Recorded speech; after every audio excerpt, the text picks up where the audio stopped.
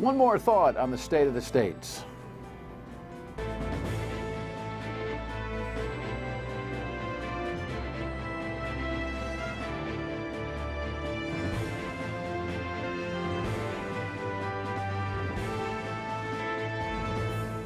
The Dan York State of Mind program is brought to you at part by Lookout Rhode Island and Takeo Comfort Solutions.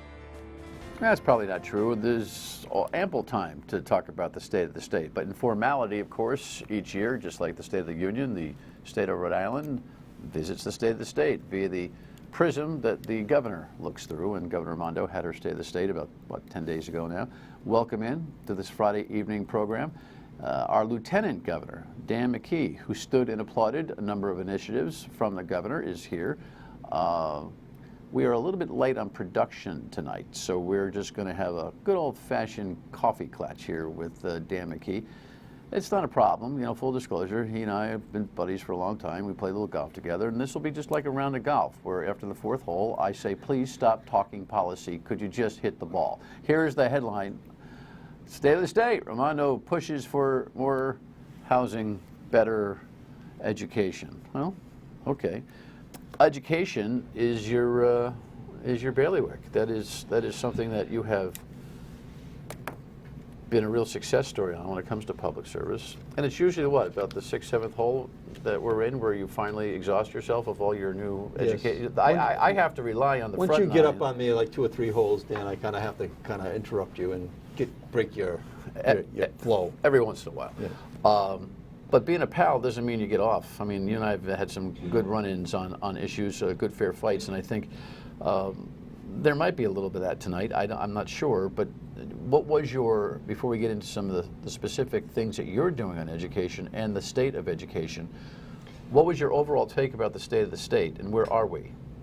Well, I think that it was a number of aspirations, and I don't know whether we are going to really be able to balance it in terms of a budget. So I think that the budget is the overall issue right now, the one that I'm really digging into. We're a couple $100 million in the hole, reportedly. Yeah, and we're always couple $100 million in the hole, reportedly. And we're filling it with not necessarily real strong, revenue. So there's a lot of gimmicks in there, right? Meaning even the legalization of marijuana, that the governor. So the governor didn't mention marijuana at all in the state of the state. That's its own unique fight going on between the General Assembly and the governor's office, and we can talk about that a little bit. But then I think in reaction to and kind of a take that on the medical marijuana fight that we've been having here, she throws up the idea that maybe we ought to replicate New Hampshire liquor stores with Rhode Island pot stores. And she blames law enforcement for pushing her to that idea inside the conversation of legalizing, meaning if we're going to legalize, let's own it. I can't find a cop, all due respect to law enforcement, who will say, yeah, we did it. The state police superintendent says, I need more resources for better enforcement on the street. Well, who can argue with that? Yep. Rhode Island Association of Police Chiefs, no comment. So I don't know what she's talking about. Is that what you're talking about? Because she put $20 million in the back end of the next fiscal year budget for that, which nobody sees happening. Yeah, that's part of the gimmick, right? Because we know that that's not going to get traction in the General Assembly. I think that the leadership on both sides, right, Senate and House, signaled that. But I think that they also are signaling let's bring it to a debate. Let's bring it to potentially even a vote. In a general election. So. Meaning a referendum on marijuana. I think that's what I'm hearing from the leadership on both sides. They want to, they don't want it to be a mandate from the governor's office. They want to have a real thorough look at it and provide the opportunity for full vetting of the issue. Well, the Speaker of the House and the Senate President tell us that they don't want to see the legalization of marijuana on a recreational basis. And I'd like to take that at face value, but the stunt that they're pulling in adding 6 compassion centers, meaning the medical marijuana facilities, and allowing those facilities to grow just like the 3 existing can, putting the cultivators who supply the 3 existing facilities out of business, because if everybody can grow, there'll be an abundance of pot. None of it makes sense. It's not an organized strategy, and it feels to me like it's a prep and a foundational move for investors who may be known to government to be in place and take advantage of the opportunity, not only for medical marijuana sales, but the eventual recreational marijuana sales. Yeah, I don't know where it's going to lead, but I did follow some of the conversations that you had on the radio with current business owners I mean, who have made investments. nothing else makes sense other than setting them up for the future profits. So we're very supportive of all the small businesses, right? So if people have made That's your big theme. Yeah, if people have invested in the state of Rhode Island and are employing, we should be doing everything we can to maintain their businesses and help their businesses grow. So you're talking about the cultivators, some Sure. of whom are flimsy, just not producing a lot. There's 51 of them in the state, but some are multi-million-dollar business operations. Yeah, and we should Small be business, but significant investments. hopefully, and maybe that's part of the overall discussion that needs to have. That I've heard the speaker say that he wants to have this vetted and on the House floor, rather than being put in as an amendment to the budget. But going back to your original premise, yeah, that money, we know that money. It didn't matter whether it was a marijuana money or whether it was some other money. We know that's a gimmick to balance the budget, right? In terms of the way that the budget was balanced. So that $20 million plus is not going to be a reality yet. We put it in the budget. So as a let me reality. be clear. I mean, I'm not trying to create a food fight here, but let me be clear. You're saying that the governor has provided gimmicks. She sets the budget up. She's putting in gimmicks, and that bothers you. In that case, it is, yes. I think. What are the other gimmicks? Well, I think that they're not necessarily. Gimmicks is probably they're valid revenue sources potentially, right? But knowing that it's not going to be a revenue source in this fiscal year, and you put it in as a dollar item. I guess it puts the monkey on the back of the General She Assembly. seems to like to do that. She did it with sports betting. We weren't up and running, and she put sports betting in. She's done it with tolls. That's right. We're 50 million short on tolls. 50 million short on tolls, but I would also say that we've been very fortunate that we've been able to fill that hole. Which is why we don't need any tolls. With dollars that we didn't realize that we're going to be there, but so thank goodness for Jack Reed and others that we've been able to fill that hole. But don't you agree with me that with 6 of the proposed 13 or 14 gantries up right now, and construction and steel availability delays and all that kind of stuff, that wouldn't it be smart, and a lawsuit right now that could go either way, isn't it time to just take a breather on this thing and realize that at best, even if all those monies on tolling were projected to have come in accurately, it was 10% of the road works project anyway. We can't be fiscally austere to find the kind of money necessary to rebuild the bridges without putting the economy at risk with truck tolls that eventually will end up tolling the cars you and I drive. Well, you need a revenue source, Dan. Because it's not as easy as just saying, all right, we're going to take those dollars from here. There is $4.5 billion worth of revenue in this state. I know, but that's an argument that is, somewhat faulty. Look, if you're going to take money from a particular area, and I've done this on a smaller scale in the town of Cumberland, and we've had the debates in Cumberland. If you're going to take money from a certain line item and apply it to a line item that you want to cover, then you are going to be short on revenue unless you actually unless you actually compensate on the expense side. So it is a little more complicated than just saying, oh, we got a lot of money and we should be able to allocate You think that we way. should fix that? We should finish this toll project. I am on board with the roadworks. I think it's a really good thing. We need infrastructure improvement. Infrastructure of course. continually comes up on one of the negatives that we carry as a state of Rhode Island. So that project is something that we really should support. I would still be interested in seeing the discussion with the players, which is Chris Maxwell and truckers, in terms of what other resources could they put on the table right now as well. But I think you need to be careful with the projections, and we go back to the gimmicks. If you're projecting a certain amount of money, yeah, it doesn't matter what the source of the money is. So clarify but if it doesn't come through, then. But clarify for me. Is the toll project a gimmick? No. The putting the dollars, and we're just talking specifically about the budget. that you asked about, and the structural deficit. Well, the tolls provide money for spending in the budget, it does, and they're way short. That's correct. And so what I'm saying, the projections of that revenue on the marijuana, or the projections on the tolls, or the projections in terms of we're selling property to fill holes in the state of Rhode Island right now, those are all things that we should be concerned about. If you were the sitting governor, would you be gung-ho to finish the toll project and get them all up? If that was the only source of revenue, You could be the sitting governor. Gina Raimondo gets So bored, and she looks pretty bored to me. I think you could be the if sitting that governor. was the only source of revenue, yes. If there's other ways that you could, I'm still concerned about the businesses that are in Rhode Island that potentially could be impacted. I'm not as concerned as the businesses that are outside of Rhode Island on that issue. And also, I think you need to take a look at the balance that we're providing. Right, when we're taking away all the vehicle taxes, that's saving those businesses money. And I would very be interested in seeing what's the offset in terms of the tolling. Is it a positive or a negative in that basis? Listen, I hate the vehicle tax, but it is laugh out loud funny how the vehicle tax reduction came. Nick Mattiello in 2016 needed a gimmick in election. I was there the day it was presented to him. He threw it out at a press conference, and it stuck. Of course, Gina Raimondo keeps trying to steal. The governor keeps trying to steal the idea and then de-escalate the idea. And he's like, I'm going to be here until the end of this car tax reduction, as if it was his mission in life, when I know it was a Hail Mary pass in 2016 in his re-election bid. So, yeah, and it supports your premise that you can actually find money somewhere, right? Because that money that's going to go to about $220 million that wasn't laid into the budget. I don't know why we just don't copy Massachusetts. Even out the rate, right? Even out the rate. Do a property tax reform across the board. Copy the Commonwealth and live for another day. Yeah, well, right now the people are appreciating that reduction in that bill. It doesn't matter whether they're getting less than what they deserve, because some communities are getting compensated more tax relief than other tax. I'll tell you, in a tougher economy, the local towns are going to be like, croaking for money again, and here we go. It's the same.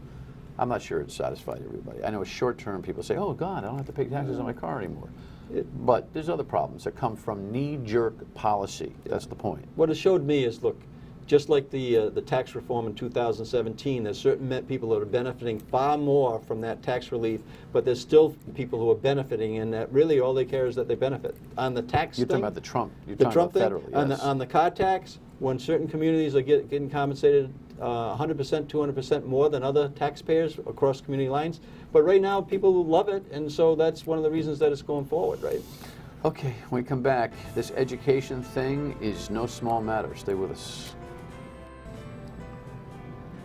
So, it's almost ridiculous for me to say quickly your thoughts on education, because that's asking you about education, and for a quick answer is the chances of that, like me shooting 65 on the opening round of spring 2020. That's not going to happen. So. No, but I can tell you my weigh in on the governor's. There's some serious stuff going on out there. There's the pre-K development, of course. There's the Providence School takeover. There's your thoughts on Central Falls, and then there's this thing you're doing, parading around the state, trying to get consensus for. Why don't you talk about that? Because you're visiting communities, asking them to think differently about education. Yes, the shift that needs to be made is not just think about re-engineering or reinventing or reforming public education just in the time frame that the kids are in schools. You need to figure out and empower the community in a way where education becomes a priority. And you did this. That's what I did in Cumberland. And so what we're seeing is quickly the benefits that Cumberland is receiving now are being recognized around the state. People don't know what you're talking about. You set up an office. Explain. We set up an office for education, an office for children and learning. We've been You called it a municipal children and learning office. Yes, that's correct. It was over Mayor's by the office. library. That's correct. People went in and they did what? Kids were taught how to read, do math, do music, do art from ages from 4 years old to And it was high paid school. for how? We did it through a municipal line in the budget. Got an ordinance passed in the town of Cumberland, and that's what we're asking. And the other communities educators to in Cumberland were miffed at the beginning. Still are. Still are. Still are. I mean, there's still people who will push back against it. And then you went and championed charter schools. But and the Mayor Academy. Yeah, on that, the point that I'm making on that one is we've been running a pre-K program in the town of Cumberland for 12 years. And our schools have gone from the bottom part of the top 20 into the top 10 we've had thousands of kids go through that. What So I was there's a going to benefit say to that. is to help the conversation along is you did the Office of Children and Learning, you championed the mayoral academies, you were, I wouldn't say hung in effigy, right? But they were really upset with you in town. You were still popular, except that one bad election that you had. They have to bring that up. Well, you shanked one. But the point here is you put pressure on the education system, and to the credit of the education system, the school board, the hired guns, the superintendents, the teachers, everybody, they performed under that pressure. They might have been mad about it, but they performed well. They performed, and the kids got the benefit of it. My whole thought was to change the way that we provide education to our kids in town and our district schools, and that happened. But you know another sidebar of that, Dan? All the success Cumberland has had, and my efforts to improve education, my efforts to improve the per capita income in the town, my efforts to improve real estate values in the town, that all happened, right? And now we have the results. And now our town is going to get potentially penalized by almost $1 million of education funding that's going to be removed. Because you don't need it anymore? Well, because they think we have the tax capacity, or the formula kind of sets it up in such a way. Instead of rewarding that behavior, right now we have to really argue that point, that we need to reward behaviors of communities that are actually making progress on education and not giving it fake hustle. In the meantime, you're knocking on doors, Middletown, other places where Coventry, right? You've been visiting communities to encourage them to take up the same model you did in Cumberland. Yeah, open up in a municipal education office. It's a blank sheet of paper. You can personalize it to the needs of your community, and you can do it at significantly less cost. You getting good feedback? Yeah, we're getting some good feedback. It'll be interesting to see who wants to tackle the issue. I've been told that I was unusual to set up an office like that. It's the only one in the country that actually we can find that actually puts municipal leadership involved with educating kids, and the relationship that you develop with the parents is significantly different. And then the fact that you made it a priority in the community from the municipal office, that sets the tone, right? All of a sudden, education is a very important issue in the town of Cumberland. Priority on both the municipal side and the school side. When you do that, it's a game changer. And so that's what we're going to be asking other municipalities to do: pass a resolution, pass a statute, set up the office, bring in educators, educate the kids. Imagine if you're living in a community with a language immersion problem. Yeah, we focus all the time on that, 52 weeks out of the year, helping young kids to learn English. What a benefit that will be in the classroom, because that's a lot of the problem that we're having in the testing, right? The kids just don't understand the test. They don't understand the language. So it's an entrepreneurial way for communities to take their own education future into their own hands. And what I say is, let's incentivize that on the state level. And not penalize it. And not penalize communities that are actually enhancing education, public education. We should be supporting it. Because the status quo union, labor, and even the boards of education, who are chock full of a lot of small minds. Thank God most boards have at least one smart cookie on them. There's not a lot of brain power going on there, and it's about territory, man. It is, but remember, in the Office for Children and Learning, the education office I opened up, I didn't need any permission from the school department. If you had their cooperation and collaboration, that would even be better. But I'm saying those forces are going to affect how the state determines its aid formula, and the penalty that you're talking about, a la Cumberland, is all from that kind of pressure on the back end. Yeah. So, but change is not easy. I made Cumberland a very good example of what you can do if you actually got the will to do it. No doubt. A couple of current issues when we come back. Stay with us. The Auditor General shall have the power, when requested by a majority of the committee, to make post audits and performance audits of accounts and records of any other public body based on that law. I would make a motion that we not comply with this audit request from the Auditor General until there is a majority vote of the Joint Committee on Legislative Services.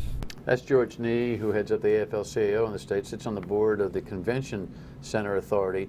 Have you been following this? Now, we taped this show yesterday afternoon. This is Friday night, and invariably there'll be developments on it. But as we tape the show, Speaker Mattiello has withdrawn his directive to the Auditor General, who works on behalf of the General Assembly, to audit the Convention Authority.